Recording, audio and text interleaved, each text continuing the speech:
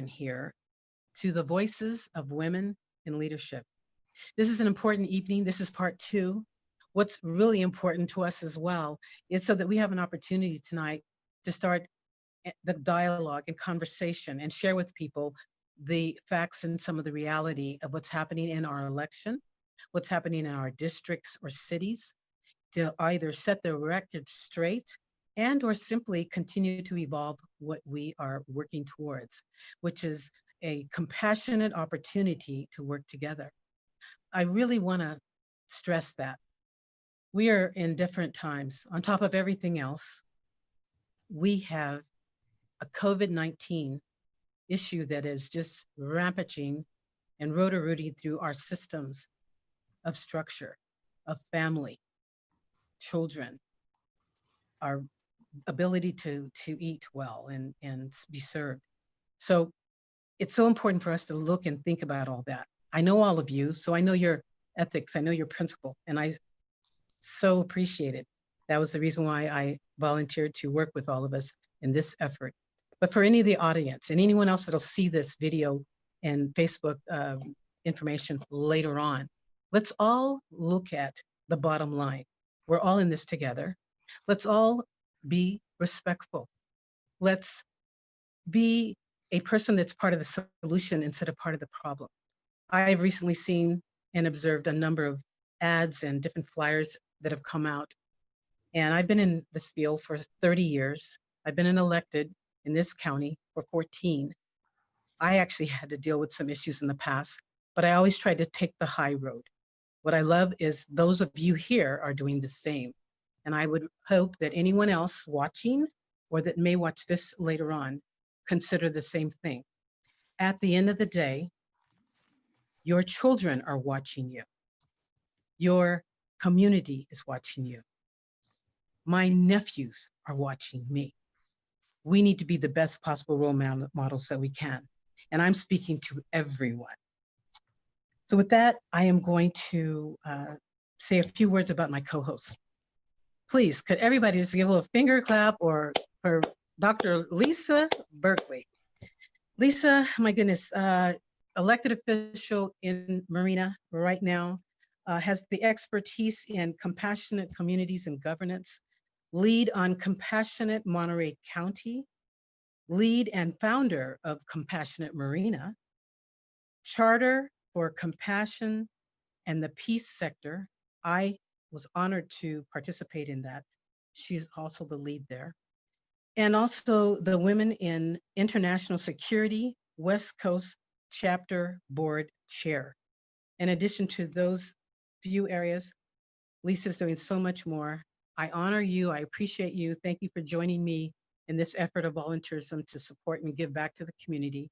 When I literally called on you to work with me and help me in this, and also Gail Morton, you both resoundingly said yes. And believe me, that always makes a person feel good, because I wanted professionals that had like-minded concepts and ideas that I do in regards to compassion and helping people and having that integrity and principle. You two are two people that I thought of. Thank you for both of you accepting that challenge. On that note, I am going to send this over to you, Lisa. Feel free to share, and then we'll get right into the questions. Thank you, Jacqueline. Yeah, this is very exciting to be here today. And before we get into the questions and introduce the candidates, I actually want to tell you a little bit about my co-host, Jacqueline, who you just heard from. So Jacqueline is, of course, an elected official. She is the vice president of the board of North Monterey County Fire Protection Service. She is the founder and CEO of two companies, Zexter Incorporated, a social media and entertainment network, and JCS Ventures, a business development consulting group. She serves with me, I'm very happy to say, on the board of the Democratic Women of Monterey County, and she's my co-chair of the Inclusion and Diversity Committee through there. But most recently, she has joined the leadership team of Virus Geeks, a company focused on saving lives and preventing the spread of COVID-19. And she is serving as their Vice President of Business Development, Training, and Education. So it's truly an honor to work with her and have the wisdom, which comes from all of her various experiences. So Jacqueline, thank you so much for initiating this project and inviting us to participate. And so with that, I see now that Audra is with us. Good, excellent, Audra. Happy that we're here with you. And so the one thing, Audra, I don't know if you heard, is that we will be doing each question will have 3 minutes total, and at 2.5 minutes, I'll be setting a timer. So with that, we're going to turn this back over to Jacqueline and let her introduce everyone else. All righty then. So first, let me share. The first question will be to Gail Morton, but I want to let you know, of course, Gail is currently Mayor Pro Tem of the City of Marina and is currently running for Marina City Council District 3. We also will be hearing from Rosalyn Green, an organizer and activist for the Black Lives Matter movement and an elected official serving on the board of Monterey Peninsula College. We also have Tinisha Dunn, entrepreneur, healthcare worker, running for Seaside Council, also very involved in the community on the grassroots level, working with youth at risk, a mentor for young girls and young boys, because that's important too. We need to work with everyone. And of course, I want to jump right into the first question now.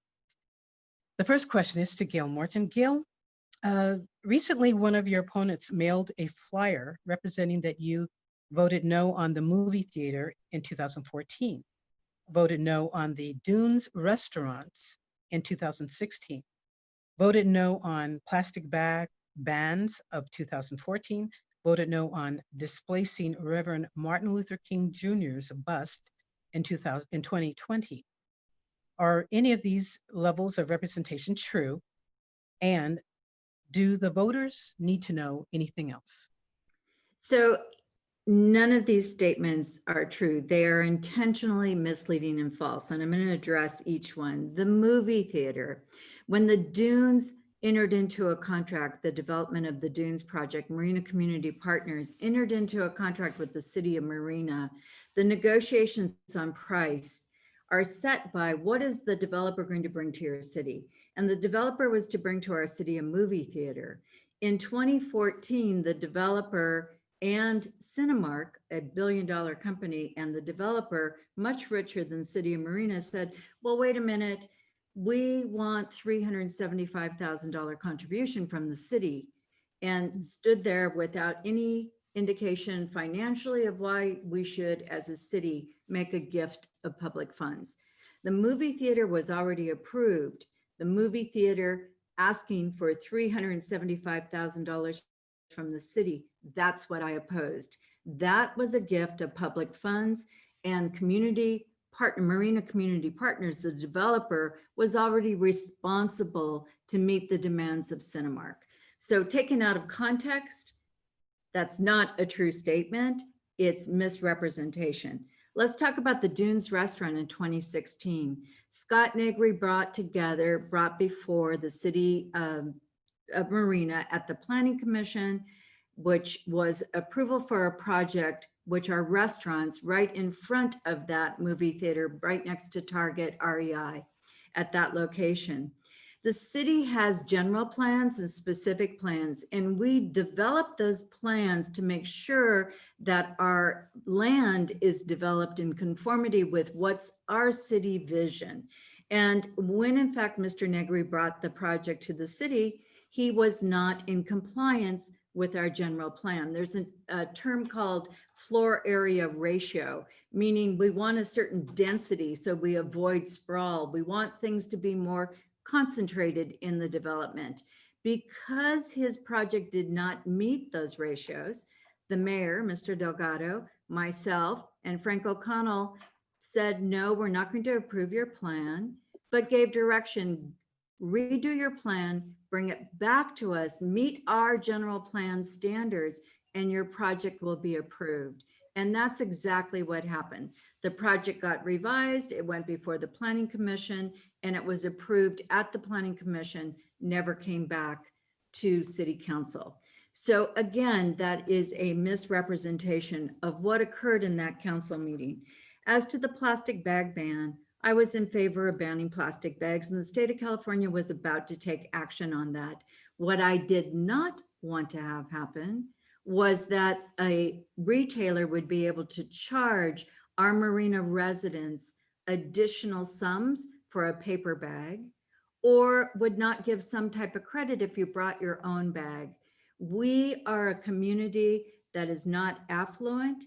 The cost of bags was already priced. It's already included in the price of the goods that you sell. And it is that component that was being articulated and argued against at the city council meeting, not the ban on the bags. Let's talk about the placement of the Martin Luther King statue. Very important. I actually made the motion at council that passed unanimously to convene our Recreation and Cultural Services Commission as an urgency, because COVID prevents non-necessary commissions to meet, having them meet and convene to decide where's the best place for this to happen and what should that look like for its beautification, not only currently, but also in the future. So, The other, Gail, I'm going to let you yeah, the time is over, but I want to let you finish your thought. So please go ahead and. I'm going to wrap up really quickly. I was going to address the districting. It was not gerrymandering. Our city attorneys have said it is not.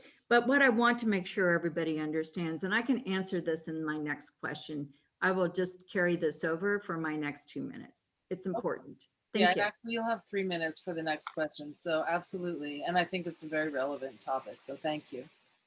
Okay. Thank you, Gail Morton. Next, we have Rosalyn Green. Rosalyn, what do you think is an important issue that is not being discussed in the community, and why is this important? Oh, you're muted. Rosalyn, you're muted. Hello, Okay. Rosalyn. Hi. Yes. Did you hear me? I did, and thank you. Thank you for the introduction. Um, Something not being discussed in community that I believe is very important. I would have to say prison reform. I know that prison reform is being talked about, but it's not something that we are consistently keeping at the center of conversation in communities. It's extremely important because mass incarceration has impacted the Black community in a devastating manner. For me, I am a part of the Generation X, and Generation X is almost completely invisible. We were the product of mass incarceration.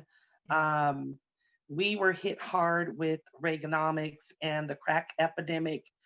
Specifically here in Monterey County, we have not recovered from that time frame.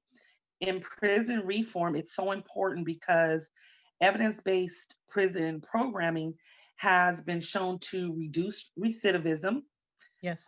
save taxpayers' expenditures, Yes. increase future employment for people that are incarcerated, which also uplifts the entire family. It also decreases the rule of violations in the prison facilities. And so we have to start somewhere, even if it's the conditions inside of the prisons, especially now during COVID-19. There are so many people that are incarcerated, and they've been given maximum amount of time that they should not be serving, and now they're on death row, so to say. You know, they're taking a risk of possibly catching COVID, you know, and possibly dying from it when they can be out in society, you know, in helping us with creating better policies, and making the changes that is necessary for us today. Absolutely. Well said. Well, I'm so glad you brought that subject up. It is one that is not being discussed by a lot of candidates and people that are already in office. So where I'm at is, let's keep it real, people. At the end of the day, it is an issue. Prison systems and the industry itself is becoming more an effort of a for-profit entity.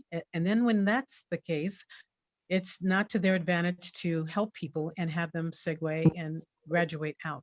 So thank you for the work that you do in that area. I know it well, and I know that you are working in that effort. Thank you. Next we have, you're welcome. Next we have Tinisha Dunn. Tinisha, are you ready for your question? Absolutely. All right, here it comes. So what do you think is an important issue that is not being discussed in the community of Seaside, and why is it important for us to start discussing those areas? For me, what's not being talked about in the city of Seaside, I would say gentrification. Gentrification has been a huge issue here in Seaside, from racism to classism to sexism. I can start with racism. Seaside growing up was majority Black. Now we are 8% Seaside, 2% county. How did those things happen? We were no longer able to afford to live here. So a lot of people were pushed out to live into Salinas where it was cheaper, then pushed out to Sacramento or, places in the valley where it was even cheaper, or down south to Atlanta or Texas or Las Vegas where it's cheaper, because we weren't afforded the opportunity to be able to pay our rent or, have good jobs. Also comes the classism, gentrification there, keeping the poor poor and the rich richer. The redlining in these policies, making it hard for people to grow here. No one's really talking about those things. And I've watched it happen. I've watched it happen to friends, families, strangers, to really good people who have the talent, who have the potential to be the president of the United States. We don't talk about those things on how we can develop our people to make Seaside better. Today I actually used an analogy, which I thought was great. If you're a principal of a school or a teacher, your goal is to make sure that all your students pass, to make sure that you have a high rate of graduation. So I feel like as a city leader or a city official, your goal should be to make sure that all of your citizens and residents are thriving, that no one's left behind. We have a whole city out here, not just a certain part. And then coming to the sexism, there's no women in politics. We don't have the best jobs or opportunities, and just gentrification. There's so many different categories and no one's really talking about it. We talk about it while it's a hot topic and then it goes away. So like my mom said, it's one of those things, or sorry, like Rosalyn said, it's one of those things that comes and goes. And I think we need to talk about it more. We need to fix it, heal from it. It's so much healing that needs to be done here in the city of Seaside. We need more unity and understanding and just listening ears without just jumping and attacking, when people want to bring up those uncomfortable conversations that needs to be had. Absolutely, and well said. I couldn't agree with you more. My family is originally from Seaside. Mm-hmm. I remember back in the day, we literally owned where the water tanks are, we owned that area. I got up and looked out over the ocean every morning. It was wonderful. There was a strong, thriving African-American community with jobs. Our schools were good. My school was at the bottom of the hill, Highland School. I went and visited the other day and had a lot of memories and some teary-eyed moments because I remember what Seaside was. Yeah. So it's one of the reasons why I am supporting you and advocating that people look at your platform, because you want to bring Seaside back and have it be for everybody. No one has to move. We just want everybody to feel that everyone's life is honorable here, and entrepreneurism should continue to thrive in all communities. So thank you for bringing that up. Thank you On that, for asking. you're welcome. I am going to now segue the concept of introduction back to Miss Lisa Berkley, Dr. Lisa Berkley, to ask the next questions. Lisa, are you available? I am getting there. Thank All you right. very much, Jacqueline. Okay, so I'm just taking a minute because it looks like Audra is not with us on the call. I don't know. I know she was having a lot of technology issues joining us. So I'm going to do my best to watch and see if she can get back to us. Jacqueline, while we're continuing, if you want to text her and see if you can. I will. That would be great. Thank Absolutely. you. Okay. So it is now my great pleasure to introduce two outstanding women. The first one is Queen Tay, who has just moved to Marina. So I'm excited that you're here in Marina. Welcome to Marina. Queen Tay is a mother to 4 human beings who are outstanding humans. And she is a revolutionary activist and poet. She's a community organizer and a spiritual life coach, and is just a tremendous asset to all of the movement around equity, parity, equality, and just human rights with a foundation of love, care, and compassion. And so it is my great pleasure to introduce her and soon to ask her a question about her perspective on what's happening here in the county. The next person I will be speaking with and introducing you to is Ana Velasquez. Ana is the current city council member in the city of Soledad. She's the district director for Senator Ana Caballero. She sits on the board of the Housing Resource Center of Monterey County, and she's currently running for mayor, as you can see by her excellent sign behind her, for Soledad. And so welcome, Ana. The first question that we're going to go to is Queen Tay, although it looks, Queen Tay, are you there? I see you're off screen. Okay, I'm gonna give you a second and then. Yes, I'm still. Oh, I'm checking okay. a message from Audra. Oh, Apologize. okay, so why don't we let you go ahead and do that, and we'll just jump to Ana. So Ana, what do you think is an important issue that is not being discussed in Soledad, and why is it important? Thank you, Lisa. Thank you for that great introduction as well. I think one of the issues that's not being discussed in Soledad is overcrowding. And the overcrowding issue obviously stems from a lot of the scarcity in housing and the high housing costs that we have in the city of, not just in the city of Soledad, but in California, and what we've seen and some of the others have spoke about just in terms of some of the living conditions that we've created for our families. And it's not just exclusive to our families that are considered low income, but it's now also our families that are in working families where we have two family incomes, two family households with two incomes coming in, that we're still battling with the issues of overcrowding. And for me, that's a real concern. For my community, we pretend it doesn't happen.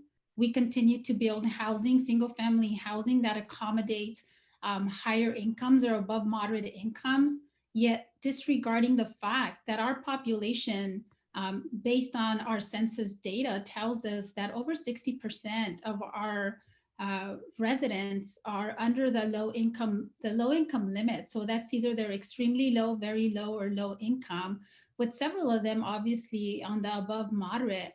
But we've disregarded the fact of what data tells us and what type of housing we need to be building to accommodate our families. I know the issue of gentrification is also something that is a concern to me. So we have a lot of our families that are living in really deplorable conditions. As a mother, for me, it's just really difficult to comprehend how we can continue to do this to our families, and we need to address the issue. Many of the families that I've spoken to, they're living in renting rooms, and that's a family of 5. It's 3 kids, the mom and the dad. And for me, it's just really appalling that living in California, and especially being the 5th largest economy, that we still have families that can't afford to live in a house, that we still have families that have to rent a room. And obviously, as mothers, we know as well, and community members, what that does to the health of our families, what that does to the success of our children when we look at academics and education and providing them with a space where they can be successful, where they can concentrate, where they can learn. It obviously affects the entire family unit, and it affects the person's health and mental stability. So overcrowding is an issue that we need to look at addressing by looking at what other types of housing is needed in our community, and looking for those spaces. As Soledad is currently built out. We've already built most of the homes, and whatever is coming, it's already been designated. So we do have as an opportunity as we move forward, annexing.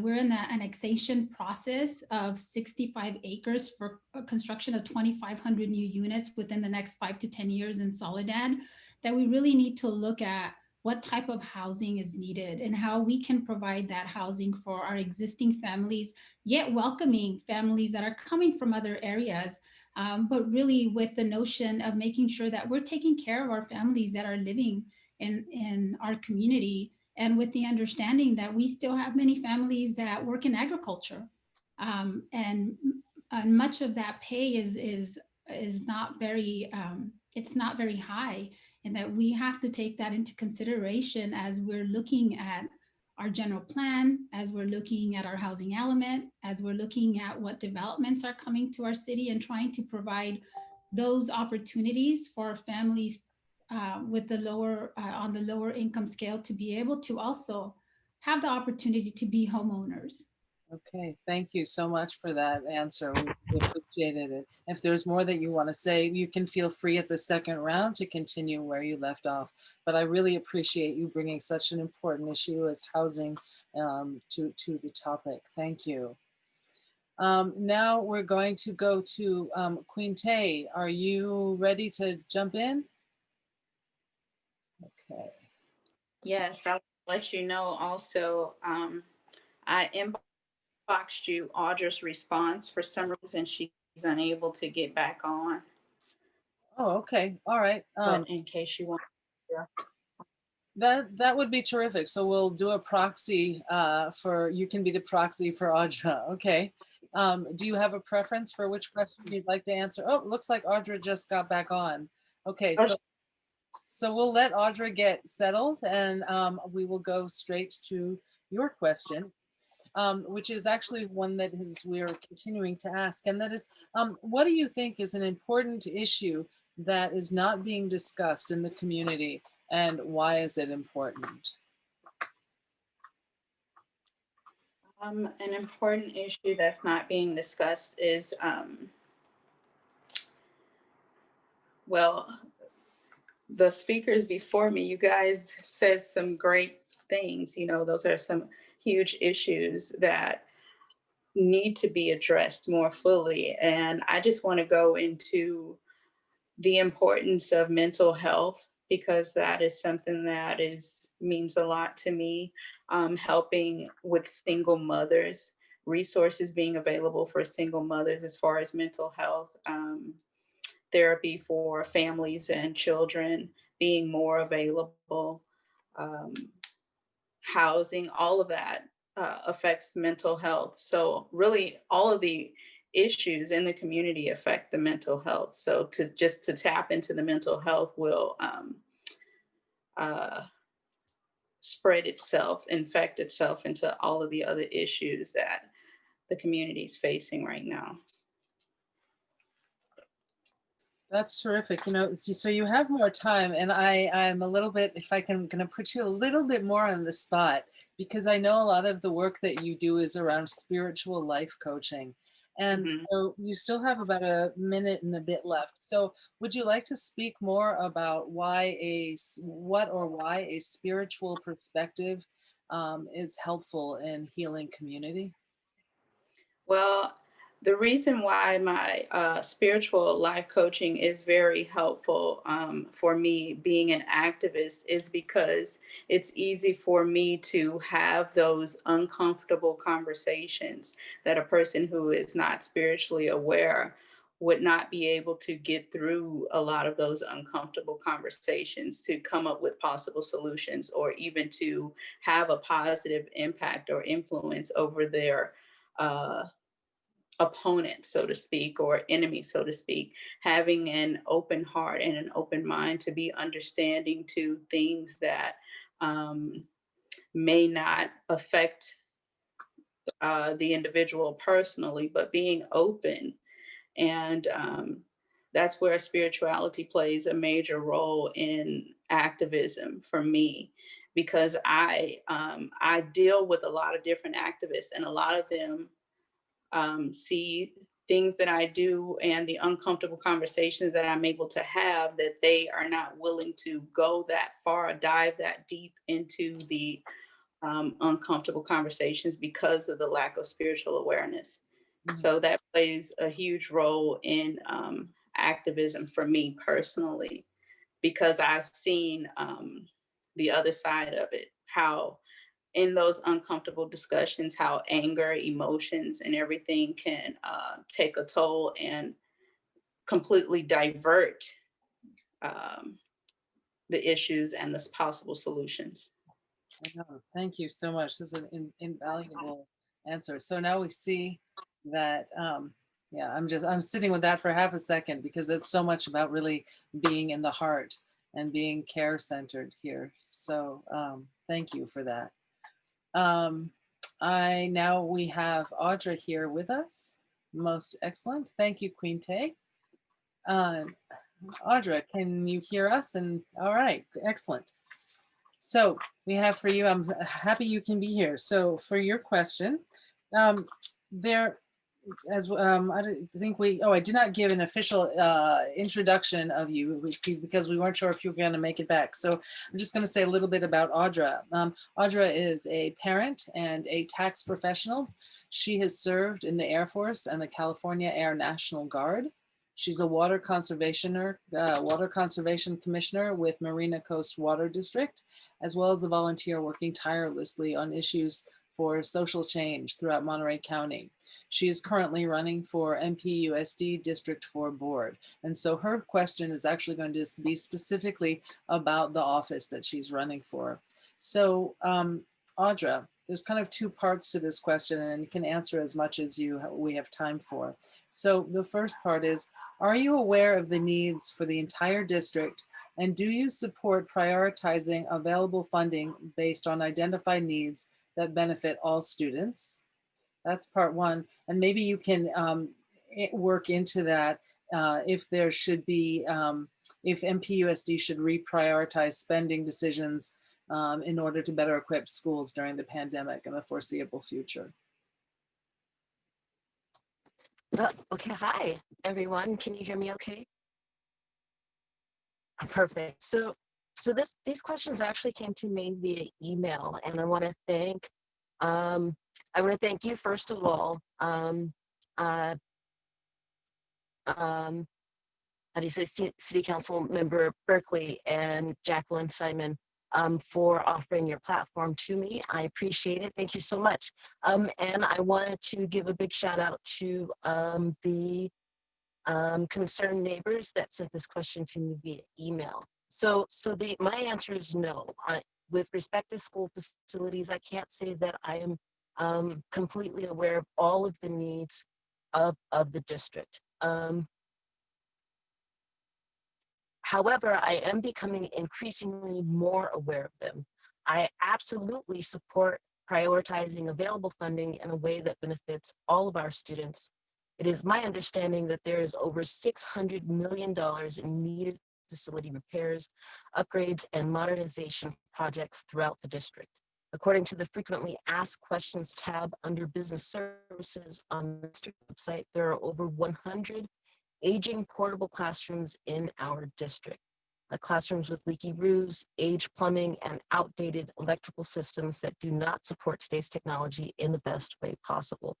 While reading through the facilities assessment progress review study session given to the board in January of 2018, I learned that there may be several potential opportunities across the district's 25 school sites, 596 classrooms, and 115 portables to reprioritize spending decisions in ways that are equitable and transparent.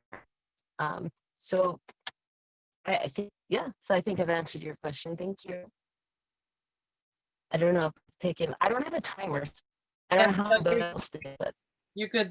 You actually have a little bit under a minute left. So did you want to say anything about should MPUSD reprioritize spending decisions in the near future to help better equip schools during the pandemic? Right. So my answer was yes. Oh, I believe that there are opportunities to reprioritize over spending decisions across the district. okay. Specifically with respect to this particular pandemic, I think just some of the things in that study might not necessarily need to happen in the metric that was given. I think some things could happen before that. I would love to, like I said, I don't know everything there is to know. I know that there's a lot to know, and I look forward to getting my hands on more materials to understand what it is that the district needs and has, and what would help it to progress and make it so that it is a 21st century classroom or learning situation for our children. Got it. Okay, thank you. Sorry if I had missed part of that before. From my end, it broke up a little bit, but I heard a very clear answer now. Yeah, I'm having some problems, so I'm glad that I at least got that bit out. Right on. Okay. I'm so sorry. Yeah. It's technology. You're all good. Thank you, and thank you for being so persistent to be here with us and answer the questions. So thank you. Thank you for extending your platform to me. I appreciate it. Terrific. Okay. So with that, we're now going to move into round 2 of this. And I'm going to bring Jacqueline back and have her continue the questions with the 3 women she is sharing conversation with. Thank you, Jacqueline. You're muted, Jacqueline. There we go. All right, can you hear me now? Is that good? Okay, great. So thank you, Lisa, for the segment you just completed. And I actually really agree with you. Audra Walton, you rock. You really worked to get back here to us. And, you know, if everyone realizes what that means, here you have an individual that's going to fight for you.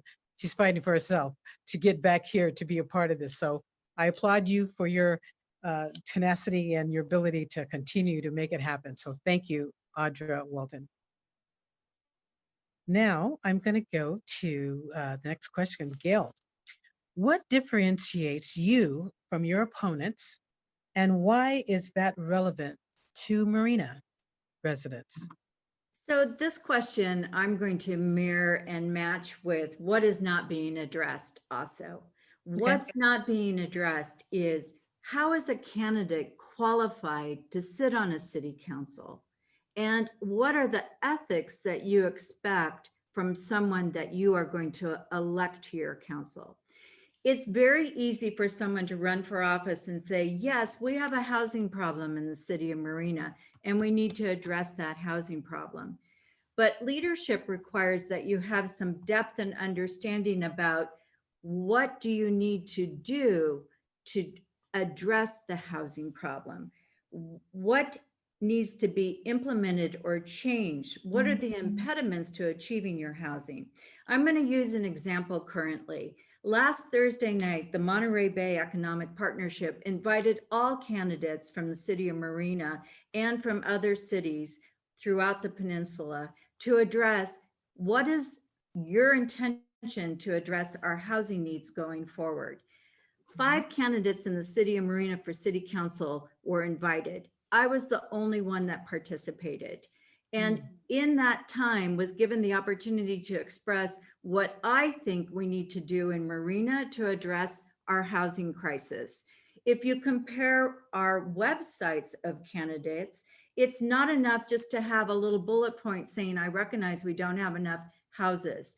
So I'm asking our voters, when you're going to elect someone, look at what really are the qualifications. It takes more than the ability to identify an issue.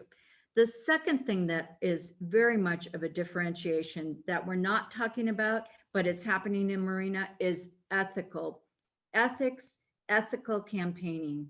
When I decided to run for office, I expected absolutely to debate my positions, to articulate why I thought my view or my method of to achieve an outcome was better than my opponents.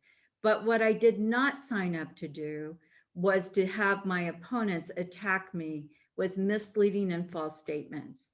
When I sought endorsements from particular groups, such as the Democratic Women of Monterey County, I signed an oath saying I would act ethically in campaigning. My opponent has done the same. Christina Medina Dirksen signed an ethic oath. And yet we are now dealing with false and misleading campaign materials. I think to be elected on council, that voters need to think about, who do you want as your city representative? And that needs to have a perspective, not only of knowledge, ability, but also ethics. I ask for your vote on November 3. So Gail, you have about 45 seconds left. Oh, you're muted, Wait, you're muted. Okay, so in 45 seconds, I'm going to address one other thing. It's very easy to say the districting in Marina was gerrymandered. And in fact, what I want to make clear is the districting in Marina was at the result of a lawsuit being filed against us. I was opposed to districting. We relied on council and a professional demographer to take us through a process of 5 public meetings. The demographer analyzed the census from 2010 and came up with maps and criteria by which our districts were drawn. I did not participate in that process. I followed the direction and instruction of legal counsel and our demographers in dividing our city into districts. It's very easy to use a phrase that's disparaging. Our districts were not drawn along racial lines to favor one race over the other, which is what gerrymandering is about. You cannot do that based on racial discrimination. You cannot. We did not do that in the city of Marina. We acted ethically. City council members that moved and had to go forward with this followed direction of the law, of our legal counsel, and of professional demographers. Okay, terrific. Thank you. Okay, Jacqueline, floor is yours. Yes, absolutely. And thank you, Lisa, for providing that last 45 seconds, because I appreciate your comment, Gail Morton. And I don't know if everybody knows, Gail Morton is an attorney. When she's talking about law, when she's talking about integrity and principle and ethics, we all take that oath of office. I've taken it for every 4-year term I've won, and I'm blessed that I've won 4. You have in your 8 years of serving, and you've also provided your expertise for free for your council members.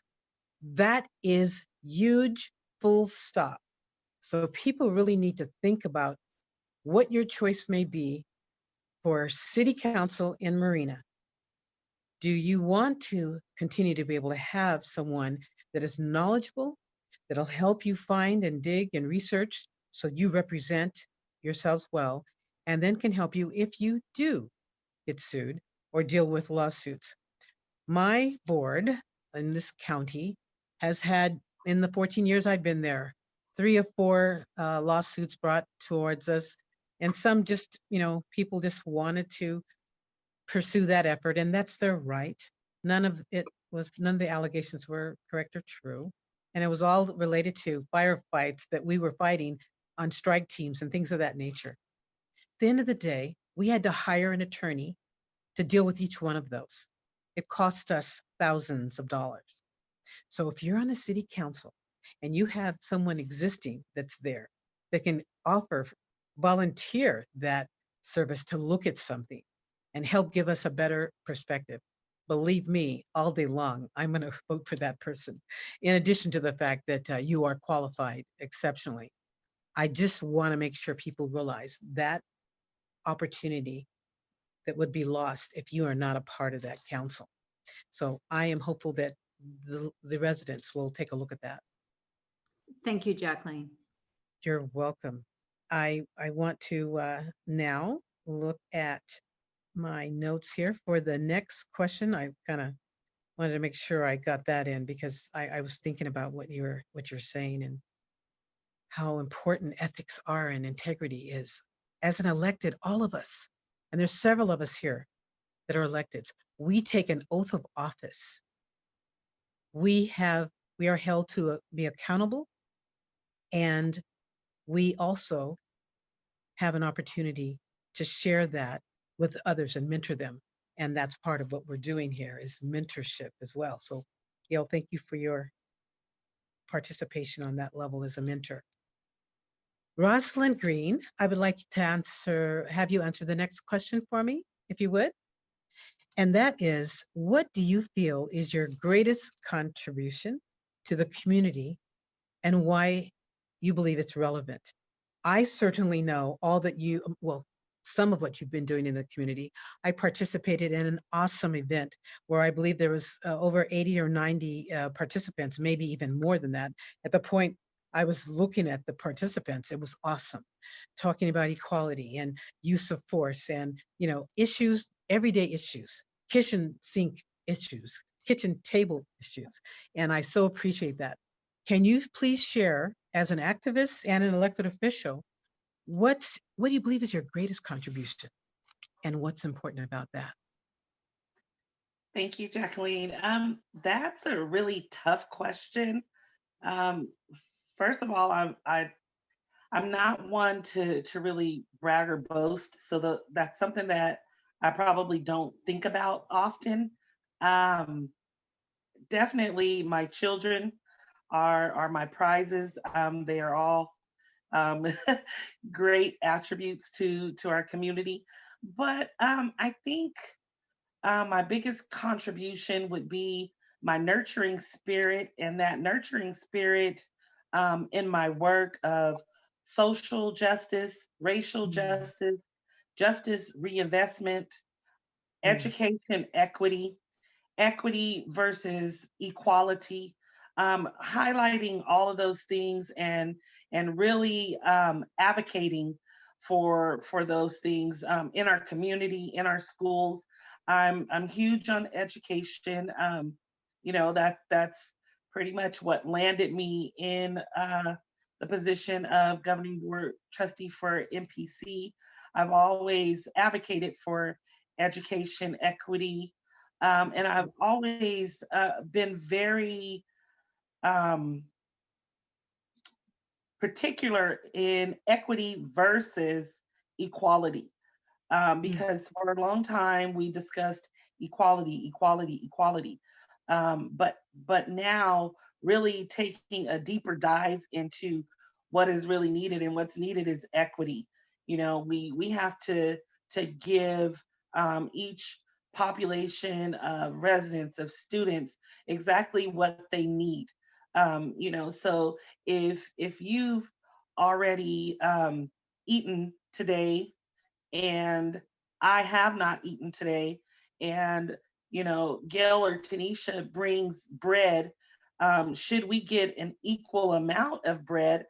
I may still be hungry because I have not eaten. So that's something that we have to always be mindful of in servicing, and that's what most of us here, or all of us here on this panel, do. we serve the community. And so in serving community, we have to always be consciously aware of what the need is, and making sure that we are advocating to meet those needs. Um, I don't know if I have more time to. You've got another 30 seconds. You've got another 30 seconds.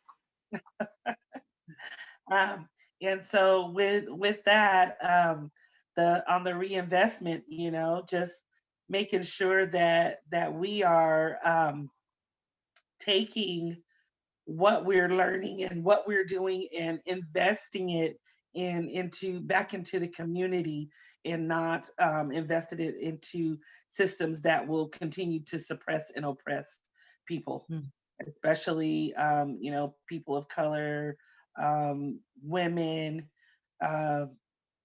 LGBTQ communities, you know, those that are marginalized, underserved, and underrepresented. Perfect time. Thank you so much, Rosalyn. You hit on so many points. And part of what all tonight is about is for us to have those unspoken conversations that people aren't having. Current candidates in various venues are not having these conversations, real life conversations. And then what are we going to do about it? And bottom line, how do we care about this? Compassion is so important to me as an elected. I am a servant. I'm not I'm vice president in my association, but I'm a servant first to the community. And that's one of the main reasons why I chose to work with all of you in a volunteer effort, because I know you are the same way. So it warms my heart to be here and hear all this in this manner. We don't get this chance often. So I'm just savoring and enjoying it. And you reminded me of that, Rosalyn, your ever-present, unyielding, relentless work in the community as a grassroots organizer. And my goodness, I appreciate that. And thank you. Thank you for your answer. You're welcome. So the next question is Tinisha. Tinisha, what do you believe differentiates you from your opponent, and why? I'm like, what makes me stand out? Well, for one, I am a woman of God. I'm a praying politician. We don't have too many of those. And I must mention him on every platform. I have to mention him because he's the reason why I'm here while we're all here. But what makes me really stand out, I'm young, vibrant. I have so many creative ideas for the city. It's going to take, you know, the strength of the youth and the wisdom of our elders to push the city forward. I'm a candidate that will build the bridge and bridge the gap. I'm someone who's transparent, who leads with love, who listens to all people. You know, as an elected official, I feel like it's the duty to hear everyone and not just the chosen few, not just your friends or your neighborhood, but the entire city, you know, to make those wise decisions. We can't remain the city with potential. Seaside's always known for the city with potential. We have so much potential here, but what's after that? You know, we have the necessary abilities and qualities to become successful here in Seaside. And I think it's just time that we thrive and not just survive here. It's going to take the youth, you know, for the future. And so that's why I pour into the youth, like I said, with the wisdom of our elders, so no one's left behind. You know, I'm here for the seniors, I'm here for the millennials, everyone under us, over us, vets, everybody. I'm here to listen. I'm a human. I don't know it all. I don't know it all, but I promise we can figure it out together. So let's get it done. I hope to have your vote and, you know, vote for me. Absolutely. Thank you for putting that out there. Thank you for having me. Absolutely. And I certainly agree with you. Millennials, you rock. I mean, so many different venues that I've had a blessed opportunity to work with millennials, and they're the ones that are getting things done. Now, I'm not throwing any shade on my, my baby boomer group population and Latinx or whatever it all is. At the end of the day, it's about inclusion and diversity and a tent that everybody fits under. And that's something that I see in you. I see that in all of you, actually. My goodness, my good friend, Ana Velasquez, I wish I was asking her questions because I'd love to say some great things about what she's doing in South County with millennials. I was at an event last week. It was so awesome to see these young people look at her and say, wow, that could be me. And it was wonderful to see at the same event, the elderly community. Miss Pia, she's 94 years old, still voting and kept saying, I'm going to vote for you because we need change in Soledad. We need to recognize the youth. We need to recognize seniors. She said she feels forgotten until that night she was there under the tent with Councilmember Ana Velasquez. She feels hopeful now because of that. That's part of what this is all about. It's for all of us to really look at the opportunity that we can have to work together.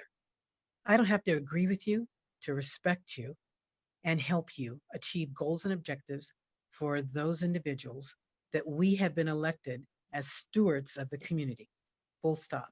That is what it is. I see you doing that, Tinisha. I've seen all of you in action, and I'm just pleased to be a part of this. So let me stop because you know I'm a professor. I can keep it going on.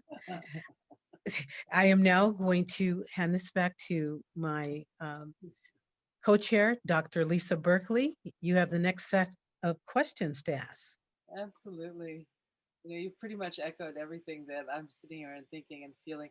You know, I'm just sort of laughing to myself because you and I can go on and carry on both together. And I have a curse and a blessing of doing all of the technology here behind the scenes. So it's keeping my mouth a little quiet. But but on that note, I'm going to go back now to Queen Tay. And just bring this back to our second question. I so appreciated everything that you said before. And really what I think is that you are helping to pave the way for a new kind of governance and leadership that is heart-centered, that is care and compassion-based and spiritual-based, regardless of what somebody's spiritual belief or practices are. So I'm really grateful for your work. And so with that, then I want to jump into what the next question is, which is, what do you feel is your greatest contribution to the community and why is it relevant? All right. This kind of piggybacks on the first question too.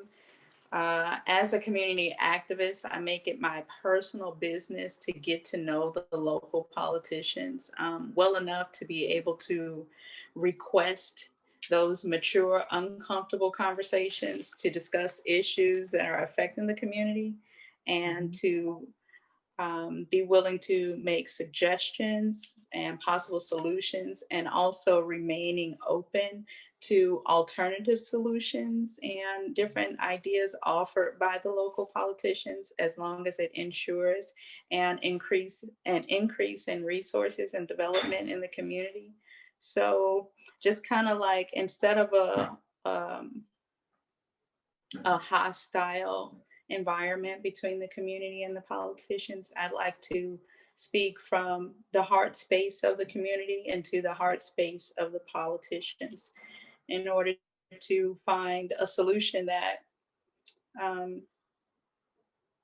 is beneficial for the entire community, because local politicians are also community members.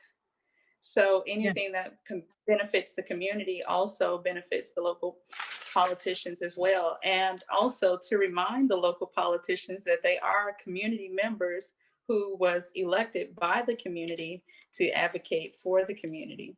So my job is to remind the politicians of why they're in that position, and to also calm the hearts of the community members and to remind them that the politicians are still human beings with feelings and life. So kind of like not, I'm in a not meeting. oh. kind of like a spiritual bridge, just from the heart space of the community into the heart space of the politicians. You still have a little bit more of close to a minute left. Is there anything you would like to add to that, or think is on a separate topic to this, but you'd like to speak about for a minute? I think what I do is, because I'm not used to having this opportunity to get through my thought without being interrupted, that I try to go ahead and cut it short in hopes that they don't come and interrupt me. But in order to elaborate some more on that, I would say that my position is more of like a grounding position instead of a bridge, I guess. I did say bridge, I used bridge, but it's more of a centering and a grounding position in between the community and the politicians. And being able to go into those rooms and have the conversations where I can ask all of the tough questions that I know the community is going to ask in order to be able to go back and educate the community on the stands of the politics, and still just to go, back and forth, like I said, a spiritual connection between the community and the politics in order to make sure that the community is growing.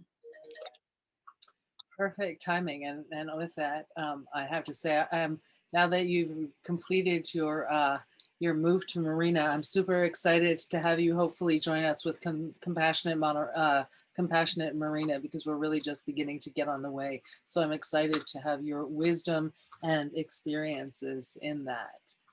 So thank you. So our next person that we're going to jump to is Audra Walton. And Audra, I'm so happy that you're still with us and we see you. I'm going to ask you just to unmute yourself. And super, fantastic. Okay, thank you. So this is your second question. And it is, according to data, income equality, which has been proven to correlate to several other social and lifestyle factors, including healthcare and quality of life, in this country is higher than the national average. In this county. So according to data, income equality in this county is higher than the national average. How will you use your position of power to break this multi-generational pattern economically, socially, etc.? So quick shout out to the team over at Community Before COP for sending me this question. I have to say, I'm only now fully understanding that I actually put my name on the ballot to be in a position of power. Oh my, deep breath. I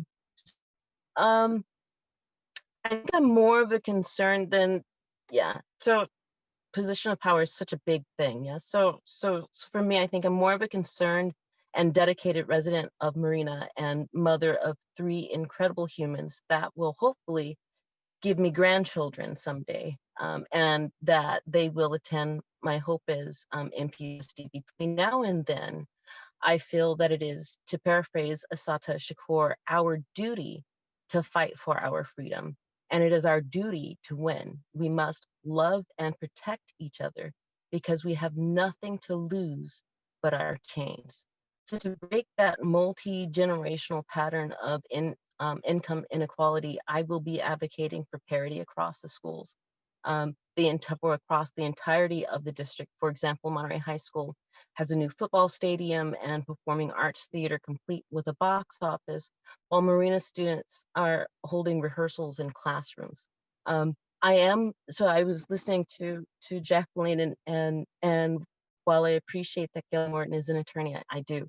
I'm running against an attorney, and it's a hard place to be in, because with respect to that generational, multi-generational pattern of income inequality, I'm a part of that, yes? And I am the first woman in my bloodline to graduate with an undergraduate degree from a university, just period. First one, and I've got a niece behind me that's graduated, and a cousin that's on her way. So that's huge. And so not all of us are going to become attorneys, but I think there are some of us that, with respect to stepping up, as Aquinte said, as citizens into a position to advocate for the rest of the community, I believe I fit the description, and I would like the opportunity to be Marina's representative on the MPUSD school board as their trustee. Thank you. Fantastic, thank you. That's such a powerful answer, especially when you think about the lineage and sort of breaking the transgenerational pattern. So I really appreciate that. Thank you. We now are going to move to Ana Velasquez. Ana, you will be our final question for this evening, although there were some comments that were made on Facebook. So I'm just waiting to see if there are any more questions on that. But in the meantime, I'm going to go to you, Ana. And so for you, what do you feel is your greatest contribution to the community, and why is it relevant?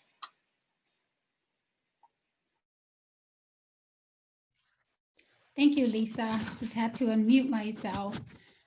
So my greatest contribution to my community, and I know Jacqueline had mentioned this, you know, I'm a mother, I'm a wife, I'm a daughter, but I'm a public servant above all. And I'm not just a public servant now. In my past 4 years as a city council member, I've been a public servant for the past 20 years when I started my career with the city of Salinas. Doing grassroots organizing. When I started with the city, you have to be a public, you have to love people to be a public servant, and you have to be able to understand people, and to be there for people, and to understand that there's needs that need to be addressed before people come to the table, and that we're tasked with also understanding what those needs are in order for us to have people civically engaged. So for me, it's my heart of a public servant has always been there. It didn't just happen overnight. This is in the household that I was brought up with a father that was part of the United Farm Workers that also fought advocately for the rights of farm workers in the 1970s, was part of the strikes, the lettuce strikes of the 1970s. So this is what I saw in my household. This is what I learned from my father. And for me, helping others and being a public servant is something that is really important to me. And in doing so, this means that I don't take credit for other people's work. I work with people. I acknowledge the skills and the talents that others have. And I try to work as a partner within those skill sets so that we can accomplish great things together with others. I invest in myself as well in order to be able to give back to my community. So I participated in various trainings, different leadership groups throughout Monterey County, because I knew that investing in me and understanding others' perspective was going to make me a better leader to be able to represent everybody in my community.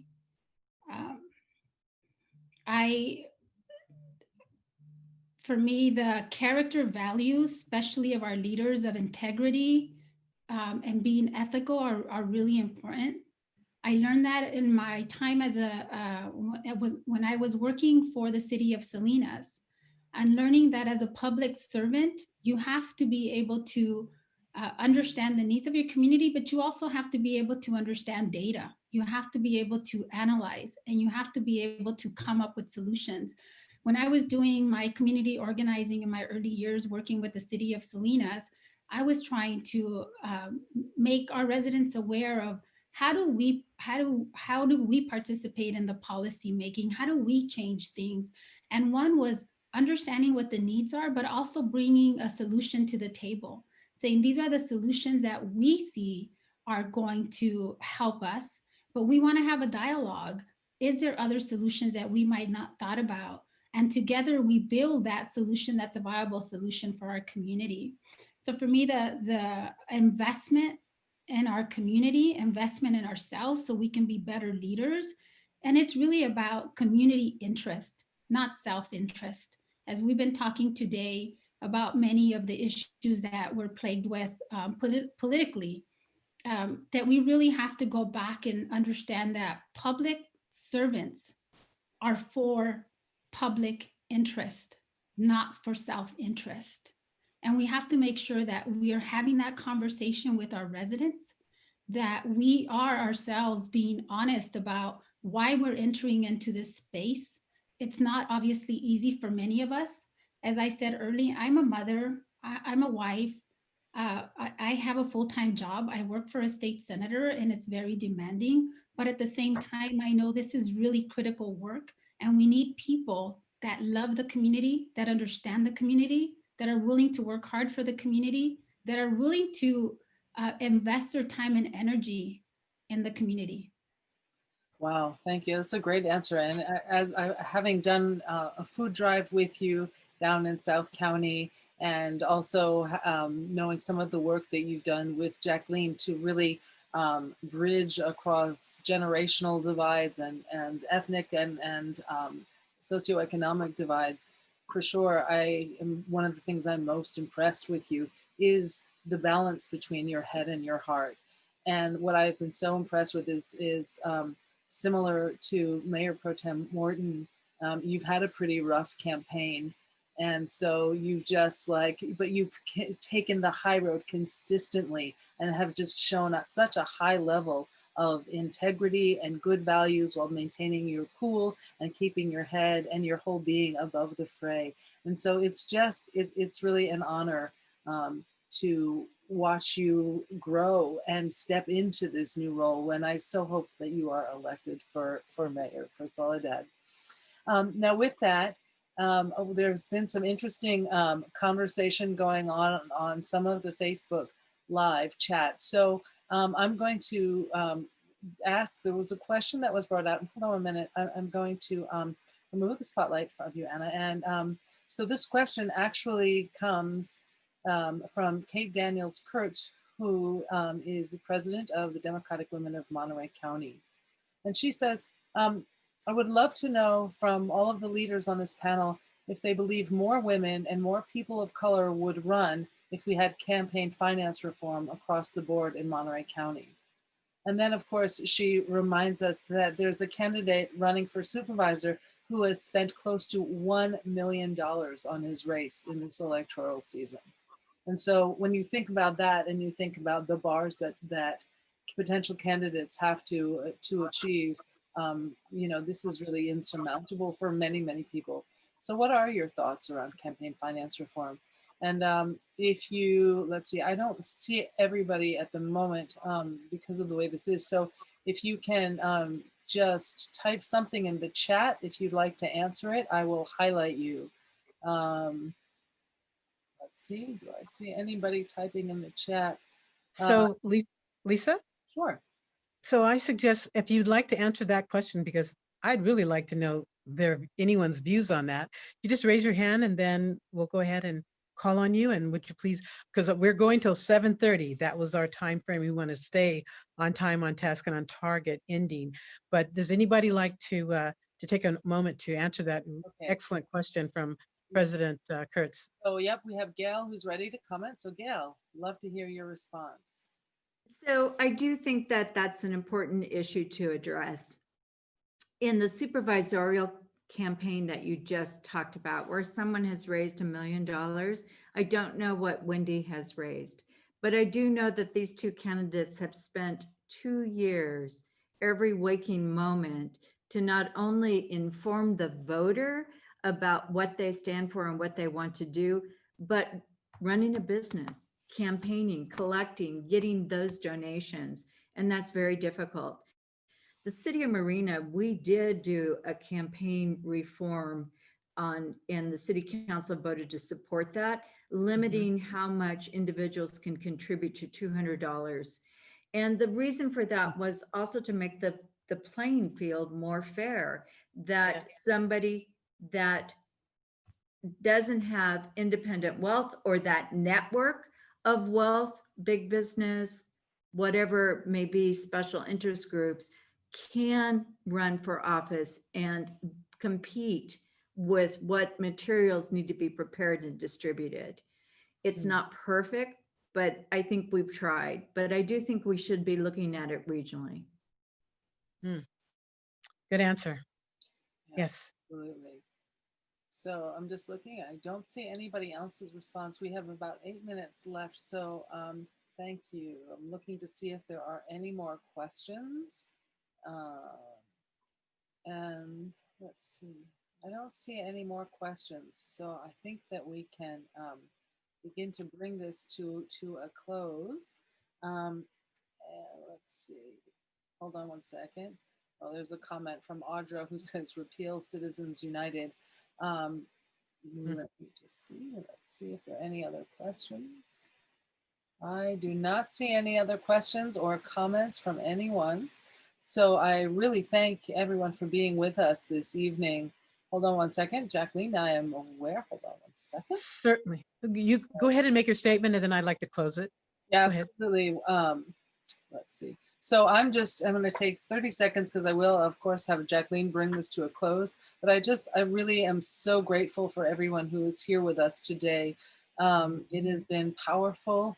It is such a breath of fresh air to hear women in leadership speaking and to hear your perspectives, because so often they are inclusive, they are from the heart, and they have incredible wisdom and intelligence behind them. So everyone who's here today, thank you so much for your contribution for making our community better. I look forward to seeing you all further out in the community. And for all of you who are running for office, I hope you win. I'm praying for you. I'm rooting for you. I'm talking about you. And so thank you, thank you, thank you for being with us. Jacqueline, go ahead. Absolutely. And the last few moments, I just, want to take a second and just say how much as well that I appreciate each of you. I know what you're going through. I've spent 14 years in elections. I started learning when I was a child with my father. He was an elected. And I often wondered, why would someone do this? Why would someone want to do this? Because a lot of it is volunteer effort. It's 24/7 being there for your community. And as Anna and Tinisha and Rosalyn eloquently stated, and Queen Tay as well, you're doing it because you care, because love is involved. Simply that. So I would like us all to just take that deep breath and continue to be who we are and not allow other people to draw us out of our character of who we are. Community servants and representatives. I actually believe at the end of the day, the electorate is smart enough to determine, to see, and consider the source when you have some issues or comments being made that have nothing to do in any election. As I said earlier, our children are watching, our nephews, families. We are role models. And if a person does not want to be that, they should not be in this, because it does more damage than good. This has nothing to do with ego. This has to do simply with love and care and compassion for community. So I suggest, let us all, whoever's watching on Facebook, I understand we have quite a few people there. I'm getting messages from people online. Why don't we all take the late John Lewis's approach? Let's fight the good fight. Let's stay above the fray. As Michelle Obama stated, when people go low, we go high. I actually believe that wins out. Sometimes it may feel hard. Believe me, I've been there. I had 3 males try to take me out. They wanted to have their board be male again and something else. I'm not going to go into that because when I do, I tend to get upset about it. But at the end of the day, it built my character even more. It's something my father said: when people say bad things about you or tear down your signs, that's what they did. They tore down my signs that were so expensive. I thought, my goodness, why did they do that? But what it did is it had other people join my campaign that I never would have had. So I actually believe everything happens for a reason and a purpose. I also am prayerful about anything and everything every day of my life. I feel blessed to have a life, to be healthy in a COVID-stricken world. And I continue to honor those of you that are out there fighting the good fight. And it was just a wonderful thing to have you all participate in this event tonight. So on that note, I thank you. I love you all, and all of you that are online and or have emailed interest. We may do something else, other forums such as this, but at the end of the day, keep up the good fight. Thank you everyone for being with us. Thank you so much. Bye. Have a good evening. Bye. Bye. Thank you. Bye.